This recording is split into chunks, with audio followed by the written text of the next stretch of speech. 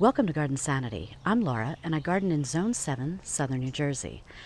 And this morning I'm going to talk to you about interesting plant pairings. So what I'm going to do in each one of these combinations I show you is basically explain a flower and something else, a perennial and something else, perhaps an evergreen and something else. Not to show you what to plant together, but to inspire you to look at your own garden. You probably, no doubt, already have some beautiful plant pairings. And you can look at those and say, could I use these elsewhere? Does this inspire me for more interesting plant pairings? And I'm going to start with Black-Eyed Susans and an unexpected pairing with giant big emerald green arborvitaes. Now they aren't that giant, but emerald green arborvitaes are not something you would expect to pair with a perennial, but it works. And why does it work? It works because it provides a beautiful evergreen lush backdrop to really make these flowers pop. And what's also nice about this pairing is that if you look closely, the leaf color on the Black-Eyed Susans is almost identical to the color on the emerald green arborvitaes. It just works. Did I plan it? No. But now that I see it, I absolutely love it. And you know, part of me's thinking about all the arborvitaes I have in the backyard. I may want to plant more of these Black-Eyed Susans back there because the combination is beautiful. And then in the wintertime, I leave the dried seed heads for the birds and the plants for the nesting insects, but you still have beautiful evergreen color. So you don't really lose out at all year round with this plant pairing. And just a little hint of what's to come. This is Grape Sensation Blanket Flower, and it's just starting. Isn't that beautiful? You got the Grape Sensation Blanket Flower, a little frond from the piglet grass next to it, but that's a pretty combination. So this is how the Pinky Winkies are looking right now, the beginning of August. But I've added something special to the Pinky Winkies, and that is Rosie, Posie, Agastache. Look at how gorgeous this is. I have started planting this all over the place. I added one here last year, and I liked it so much I added two more. And I'll do that sometimes. You know, they say don't plant singly. You know, you can plant one plant at a time, but it's best to plant at least in threes. But in this case, I wasn't sure if it would do well here because the edging of any garden bed is going to be a little bit drier depending on, of course, the slope or anything like that. Everybody's different, I realize, but in this case, I thought the edges were dry. Wanted to double check because Agastache loves it more dry. And it works, even though the Pinky Winky that's planted more into the bed definitely likes things more moist. So this is a plant combination that works almost if you have a problem area or you've planted something beautiful, but the edges are dry and some other perennials just aren't making it. If you've got dry edges in your beds, try Agastache. It's a great idea. There's all kinds of different colors that this comes in. Rosie Posie is one of my favorites. It doesn't really produce seed, and so it lasts a long time. And if you notice, even though some of the flowers are still opening, some are past their prime, but look at the center. It remains this beautiful purple color. So it is absolutely beautiful. Really solves the problem for the dry edges and then really adds something. Look at that. Really adds a nice shot of color. And I absolutely am in love with seeing the flowers together like this. And yes, I tried it on this side as well. Now, this side gets a little bit more shade from the river birch tree in the bed right opposite us, but I still have very beautiful flowers. It looks very nice. I lucked out. And it really, again, is a nice combination. So you have a perennial and a flowering shrub. Just a beautiful combo. Now sticking with the Rosie Posie Agastache, and like I said, I planted it everywhere. Here it is with little lime hydrangeas and Millenium Allium onions, ornamental onions. And again, it's just a really stunning combination. First, what I love is that you get the really interesting color between the Agastache and the Millenium Allium onions. I mean, you get that rosy magenta color with the purple, which is just a neat combination. And then, of course, you have the beautiful leaves and flowers of the little lime hydrangea. Another thing I want to show you is how it keeps its color. You know, some perennials can fade when they get into too much sun. You know, maybe that's why they say part sun. But Agastache prefers full sun and the color does not fade at all. So you get this beautiful rosy color. Rabbits don't like it, which is another favorite thing for me. And rabbits also don't like the alliums next to it. Now I did plant another Rosie Posie, and you see a few blooms right there, but look at the bottom. It got a little too fried. Again, this is dry, but when I first planted it, I don't think I watered it as best as I could. Now we're getting inundated with rain, but of course I could have used that earlier in the season. And I planted a third one. So again, an example of me planting one plant to try it out, and then added 2 more. So again, a beautiful combo of perennials with a flowering shrub. And in the wintertime, this of course will be cut down, but the onions, I leave the allium heads on for winter interest. And then you have the beautiful dried flower heads of the little lime hydrangea. So again, you do get a beautiful look year-round in your garden with these plants. All right, I just got to show you this unexpected combination because I think I mentioned last year, I showed you I had a knockout rose that just sort of popped up here. It was left over from some roots in the ground, and I'm leaving it because it looks so beautiful. It's just still small. If it gets out of control, maybe I'll think twice, but I love it with the little lime hydrangea. And then also I added some Verbena this year. So this is Verbena Bonariensis. Just sort of gives it a little bit of tall color, a little pop of color with your little lime and the knockout rose. Another favorite combination is Geranium Rozanne plus anything. Geranium Rozanne by itself is absolutely beautiful, but when you have it next to some plant that it can wend its way around, it's just gorgeous. So you see some lower pinky winky blooms back there. And pardon the background noise, it's the golf course. They got to do their landscaping too, right? So then you also have the Geranium Rozanne wending its way around a knockout rose.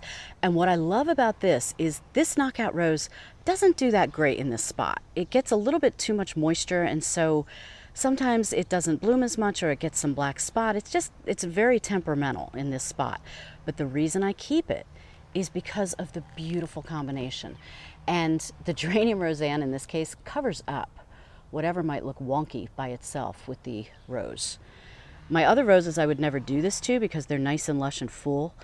But in this case, with this one, it really solved a problem for me. So I absolutely love that combination as well. And of course, for another little pop of color, I've got some Paint the Town Magenta Dianthus, still blooming. And this green plant here is I have to think now for a second. It's a Firelight Tidbit. So this hasn't started blooming yet. This is much later than last year for me. It's August 1st, and it still has not started blooming. But until this Firelight Tidbit blooms, your eye is drawn to the gorgeous Geranium Rozanne flowers instead. It's just beautiful. Another different kind of plant pairing is a Yucca and a rose bush.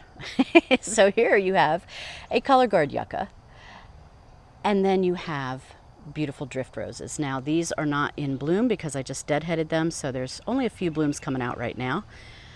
So it'll start another flush soon. But it's a beautiful combination because you have the very jagged look of the foliage of the yucca, and then a much softer look with the foliage and the blooms of the peach drift rose, which is what this is. Now that's down there, and I do have some blooms on this one to give you more of an idea of what that looks like. So you have the beautiful yucca, somewhat getting hidden by the pinky winky, and then you see the peach drift roses, just beautiful. And then if I pan out a little bit, we do have our first flower on the Firelight Tidbit. So it's starting August 1st, and I've got my first bloom, so I'm very thrilled about that. Now another combination, this time in my backyard, is the True Blue Butterfly Bush along with the Boulevard Cypress. And I've shown you this ever since I planted the two of them together. And here I'll show you what they look like when they were first planted. So there's 2 butterfly bushes and 1 Boulevard Cypress.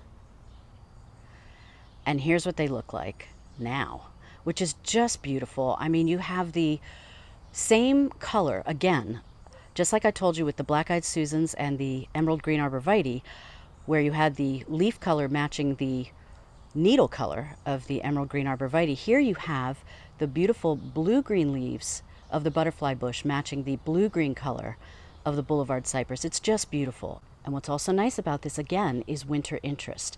So in the wintertime, obviously the Boulevard Cypress will keep its color, and the butterfly bush, the flower heads stay on, and they provide some texture in the garden. And again, if you don't want to keep those on, you can trim those off, and you'll still have the bones, if you will, of the shrub that will look so pretty against the blue-green color of the Boulevard Cypress, or any evergreen that you have. Again, I'm not telling you what to plant together, I'm just showing you inspiring combinations that I hope will A, make you look at your garden with some new eyes, and B, maybe inspire you when you're at the garden center and you pick out that flowering shrub and then say to yourself, what would this go with? And just hold that in your hand, carry the pot around the nursery, and just put it up against different evergreens, other perennials, maybe another shrub, and just see what you think looks good. Remember, it's what you think looks good. As much as I and anyone else here on YouTube or elsewhere can show you what looks good in our gardens, you have to love what you plant, and that's always the most important thing to me.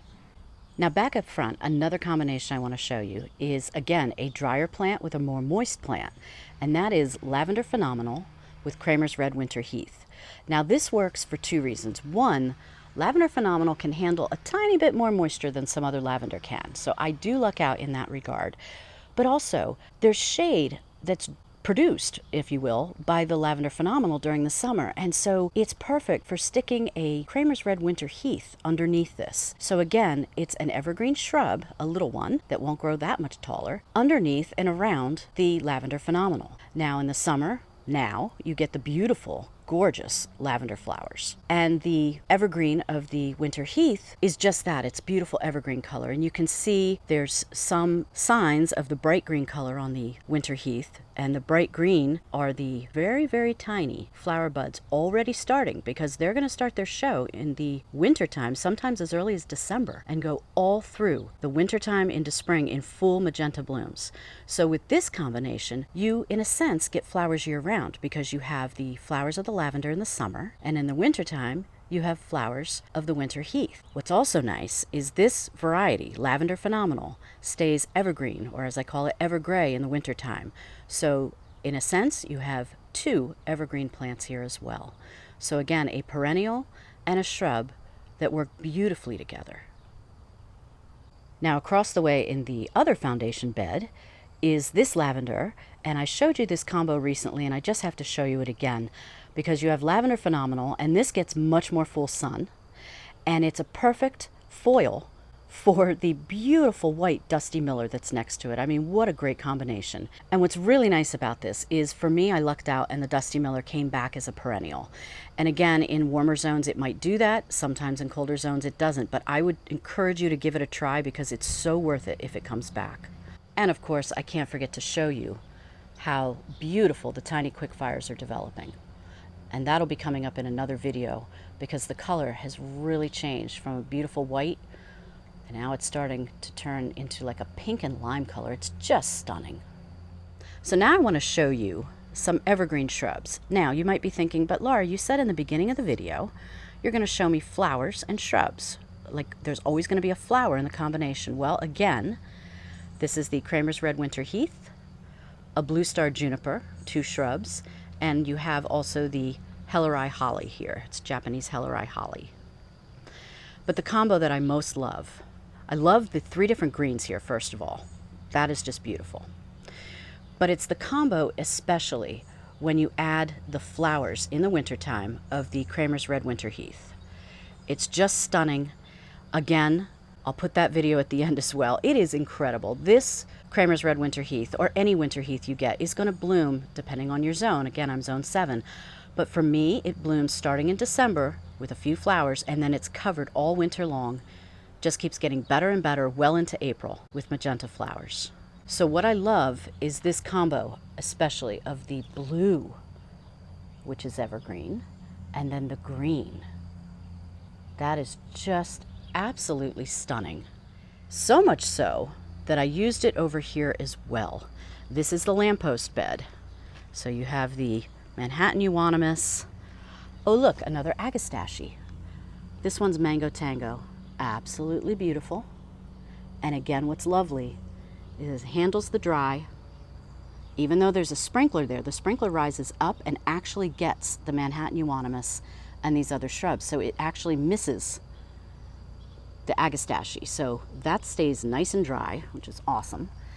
Has a nice evergreen backdrop with the Manhattan Euonymus. And then again, I repeated my favorite combination, Blue Star Juniper. And this time I have 2, I might have 3. Like all kind of blended together now. I'm not even sure now what I ended up with, 2 or 3. I'll put it on the screen. So you have the Kramer's Red Winter Heath. Again, you can see in some cases, you see the bright green. Those are going to be the wonderful flower buds that are forming. And it's a beautiful combination with the Little Lime Punch Hydrangea, which, as you see here, is developing its beautiful color change. Look at this. Isn't that stunning? So you have that beautiful blue-green, and then you have these beautiful flowers. They are just incredible. And I also have a video that I'll link to above, and I'll link to all these videos below in the description box too. So always make sure to scroll down below the video to see what related videos I put there, because I do that for every single one of my YouTube videos. One of the videos that I have is what to do if you have a Little Lime Punch or any other hydrangea that's a panicle hydrangea that you are wondering, why isn't it turning pink? Why is it going from white to brown? So I have a video on that, some things that could help you out. Some of it is up to Mother Nature, but there are some things you can do. So check that video out. I mean, look at this flower head. Oh my goodness. I hope this is translating on video, because what I'm seeing are absolutely stunning, stunning colors. Almost looks like a painting. And then these are still so white, almost a pure white. Look at that. And then we have this guy down here, almost blinding the camera with how white it is, against the Kramer's Red Winter Heath. So if you find a combination you like, and in this case I sure did with the Blue Star Juniper and the Kramer's Red, repeat it. Why not? And the last combination I'm going to show you is Geranium Rozanne again, but this time with Little Lime Hydrangea. And what's beautiful about this combination is you get the blue flowers of Geranium Rozanne that wend their way through the shrub before Little Lime has put out its flowers. So this extends the flowering time in this part of your garden. So even if you just have one Little Lime Hydrangea, why don't you try adding, now see, now I'm encouraging you. This is kind of what I do sometimes. But why not try adding at the base of it, just in front of it, a Geranium Rozanne, and see what you think.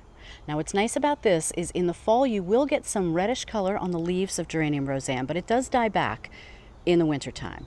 But again, I leave the flower heads as dried flower heads for winter interest on the little lime hydrangea. So again, I get a nice year-round color and texture, you would say, in this part of the garden. So I hope that at least one of these combinations inspired you. So I'd like you to do two things. Like I said before, I'd like you to go out in your garden and I'd like you to decide, okay, I've got garbage trucks behind me, so I apologize for the noise. So the two things I'd like you to do. One, I'd love for you to go out in your garden and see what combinations you already have. And then what I'd love you to do is come here and leave a comment and tell me what some of your own favorite combinations are, because I always love getting inspired by all of you as well. Fellow gardeners helping fellow gardeners, that's what it's all about. Until next time, happy gardening.